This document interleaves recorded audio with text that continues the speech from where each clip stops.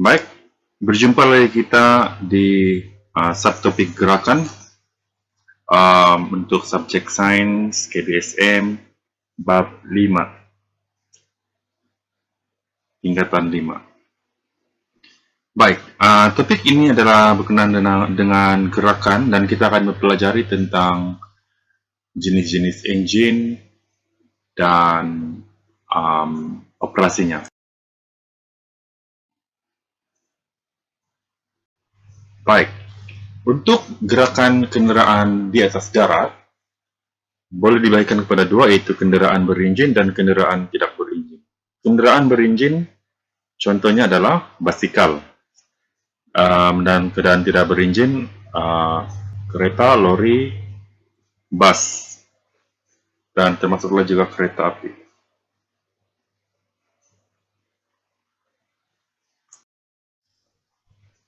Ini adalah satu contoh untuk gambar raja untuk basikal dan juga bahagian-bahagian tertentu, ya. Baik, di sini kita dapati ada rantai besi, ada gegancu roda bergerigi, ada injak, ada hub roda bergerigi di bahagian roda yang melekat dengan rantai. Dan apabila seseorang itu menggunakan ataupun memutarkan injak, dia akan menggerakkan gegancu dan ini akan menggerakkan rantai besi dan seterusnya hub di roda, dan tindakan ini akan memulakan pergerakan. Baik, ini adalah satu jenis contoh engine, ya. Baik, jadi saya mau pelajar-pelajar sekalian coba untuk lihat pada buku teks dan tengok bahagian-bahagian engine yang ada. Contohnya kita ada injak, kita ada palang pencucu, palang pencucu, kita ada ombo yang bergerak, dan kita ada aci engkol, dan kita ada roda tenaga. Roda tenaga ini untuk menggerakkan pergerakan. Baik, jadi komponen asas dalam mesin petrol ialah blok silinder, ombo, injak, dan palang pencucu. Ini adalah untuk petrol, ya. Ada dua engine yang kita akan belajar, yaitu engine petrol dan engine diesel. Jadi engine petrol menukarkan tenaga kimia dalam bahan api fosil, yaitu petrol yang kita dapati daripada proses, ya, kita gali minyak. Dan seperti yang kita belajar dalam topik hidrokarbon pada tingkatan 4, kita tahu bahwa minyak mentah itu dapat banyak komponen dan salah satunya adalah petrol, ya. Jadi engine yang terdiri daripada 4 buah silinder akan bergerak, setiap satunya dipasangkan dengan sebuah ombo yang boleh bergerak ke atas dan ke bawah secara berulang kali. Setiap silinder ini mempunyai dua bukaan yang masing-masing dikawal oleh injak dan sebuah palang pencucu dipasang pada bahagian atas silinder. Palang pencucu ini fungsinya untuk menghasilkan bunga api supaya engine boleh bergerak secara lengkap.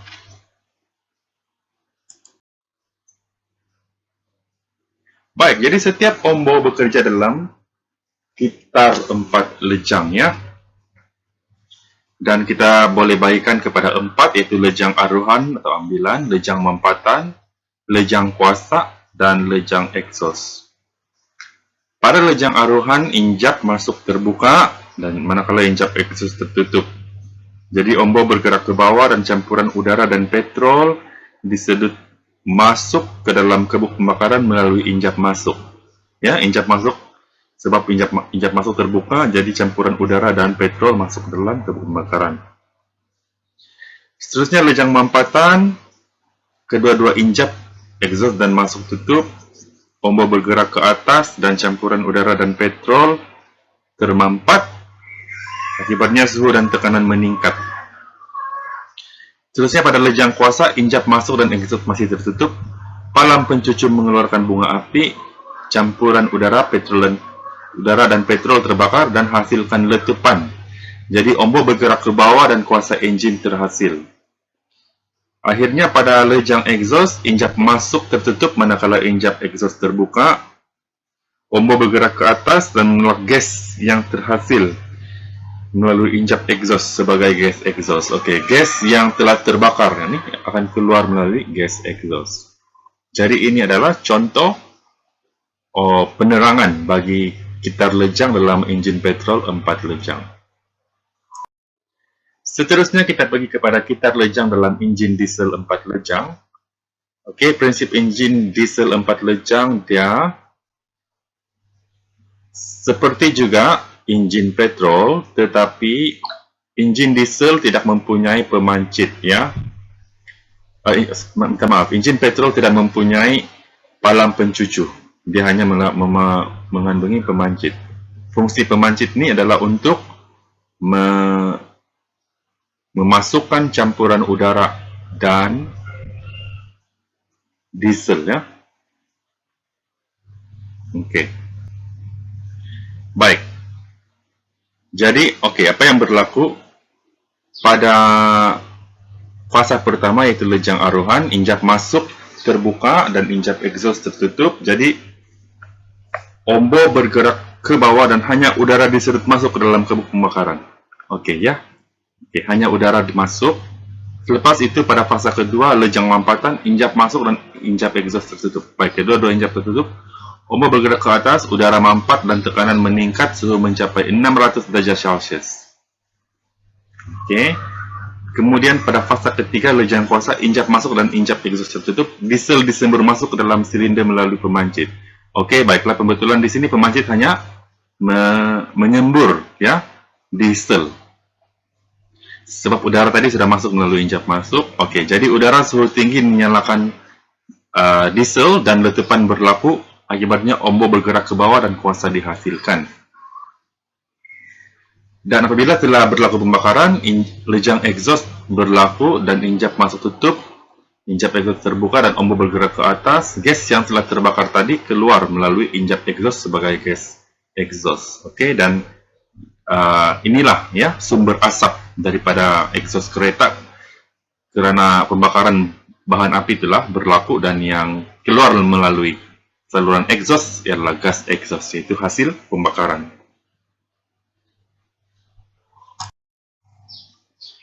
Baik, enjin petrol 2 lejang digunakan dalam kenderaan ringkas seperti motosikal dan jentera ringkas seperti mesin pemotong rumput. Struktur asas enjin petrol 2 lejang ialah ombak, salur masuk, salur egzos, palang pencucu dan aci engkol. Ya, aci engkol ni yang menggerakkan, ya. Baik. Okey, enjin ini tidak mempunyai injap masuk dan injap egzos, tetapi dia hanya mengandungi salur masuk dan salur egzos. Dan ombak hanya bergerak ke atas dan ke bawah dan bertindak sebagai injap untuk menutup sama ada salur egzos ataupun salur masuk. Jadi satu kitaran enjin petrol 2 lejang yang lengkap merangkumi lejang ke atas dan lejang ke bawah, ya. Lejang ke atas berlaku apabila ombak bergerak ke atas silinder, salur egzos tertutup, salur masuk terbuka. Campuran udara dan petrol masuk ke bawah dan campuran udara dan petrol sedia ada termampat di atas dan dibakar oleh api dari palang pencucu.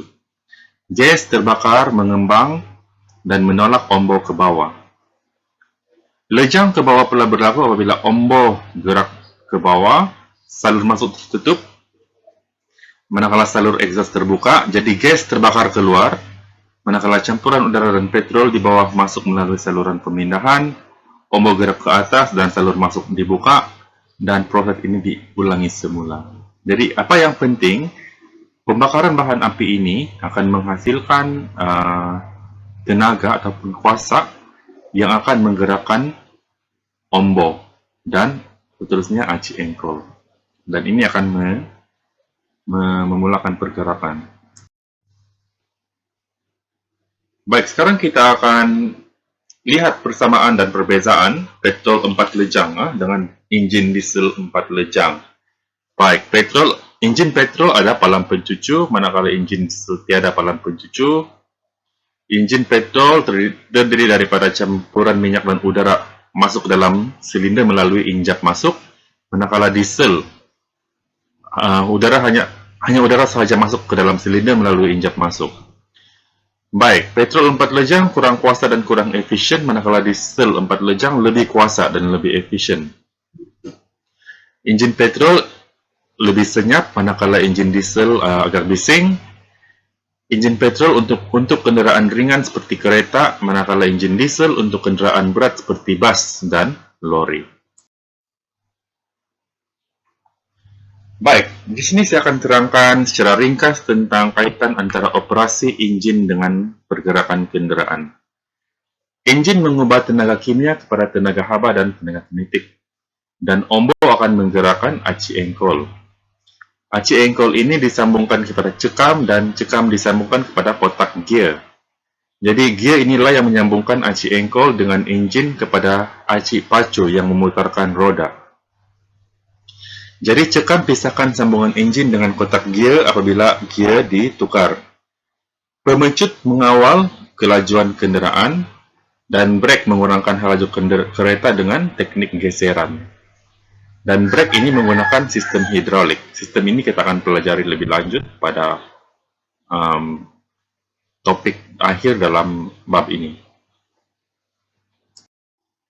Jadi ini adalah satu gambar raja antara kaitan gear dengan pergerakannya.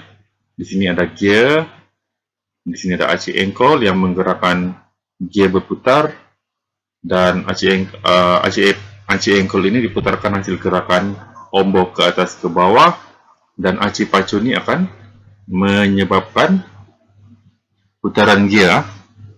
Putaran gear akan menyebabkan gandar dan roda berputar, dan ini dikawal oleh aci pacu. Oke. Jadi ini saja untuk bahagian gear. Jadi diharap para pelajar dapat mendapat maklumat baru daripada pelajaran kali ini. Baik, sekian, terima kasih. Dan jika Anda rasa ini membantu untuk pelajar lain, boleh like, kongsi, share, dan subscribe. Terima kasih.